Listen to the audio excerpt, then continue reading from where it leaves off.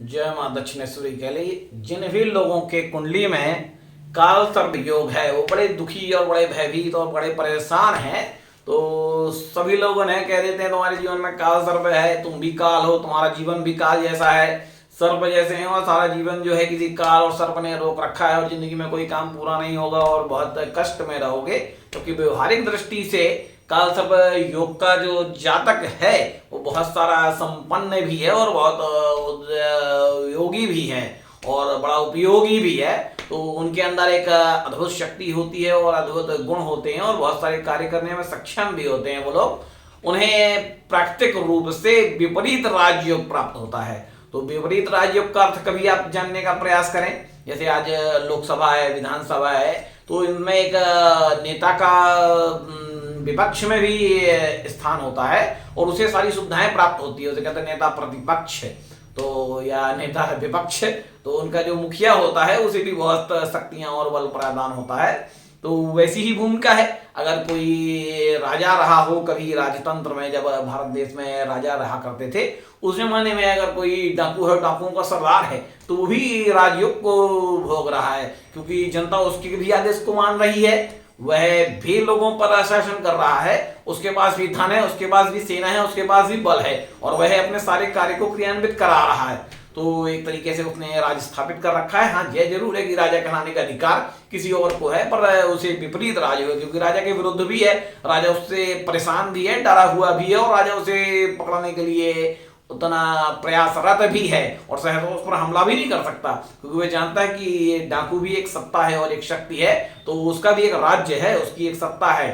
तो जो है विपरीत राजयोग है। जब उसके बाद कभी मुगलों का शासन हुआ देश के अंदर, तो उस समय भी लोग उनसे लड़ रहे थे, तो वह भी विपरीत राजयोग में थे क्योंकि राजा तो थे आखिर, वो भी उनके पास भी सेना थी, बल था, साम्राज्य था।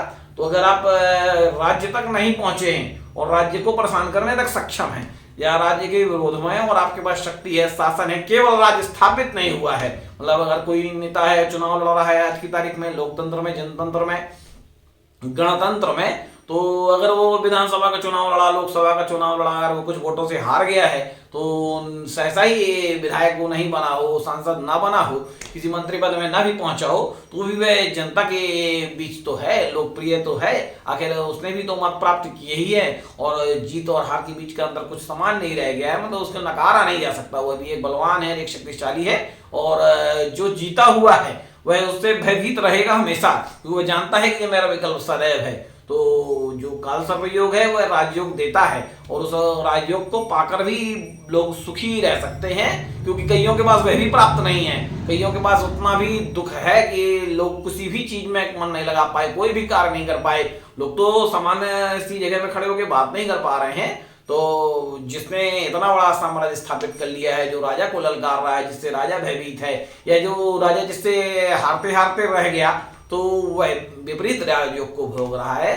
तो जिन लोगों को ऐसी परिस्थितियां हैं, ऐसी कार्यशैली है और ऐसी ग्रह योग बने हुए हैं कि जो सारे कार्य रुक रहे हैं, थोड़ा के मैं आपका कार्य रुक रहा है, तो उन्हें करना यह चाहिए कि अपने सत्बल को बढ़ाएं, अपने तप बल को बढ़ाएं और जो लोग जुड़े हुए हैं उनके आत्मा से जुड़ें। अगर लोगों का बल मिलेगा, लोगों का आशीष मिलेगा और अगर सत्य मार्ग में होंगे तो एक दिन विपरीत राजयोग आपका अवश्य कर जाएगा और आप राजा हो जाएंगे और आप स्वयं राज करेंगे। फिर कोई और काल सर्प योग का जो जातक होगा वो आपके विपरीत होगा और फिर जो है तो आप ऐसा करेंगे, मतलब फिर जो है तो आप उनसे परेशान होंगे। तब आपको पता चलेगा कि हाँ, जो विपक्ष में है वो कितना शक्तिशाली है। तो मतलब कहीं से आप भयभीत ना हो कि आपके जीवन में काल सर्प योग है तो आप बहुत पापी हैं, बहुत कष्ट में है या जीवन आपका नरकीय हो गया है। अपने सिर्फ कर्म बल को तप के द्वारा बढ़ाइए, मतलब कुछ पूजा करिए, पाठ करिए, विशेष अनुष्ठान करिए और अपने जीवन से निकल कर उन्नति करिए। आपके जीवन में मतलब तपस्या है, त्याग की उसमें बड़ी आवश्यकता है और आपको बहुत सारे कार्य करने हैं और बहुत ध्यान देकर कार्य करना है ताकि आप उस राजयोग को प्राप्त कर पाए, अन्यथा विपरीत राजयोग तो है ही। जय मां दक्षिणेश्वरी काली।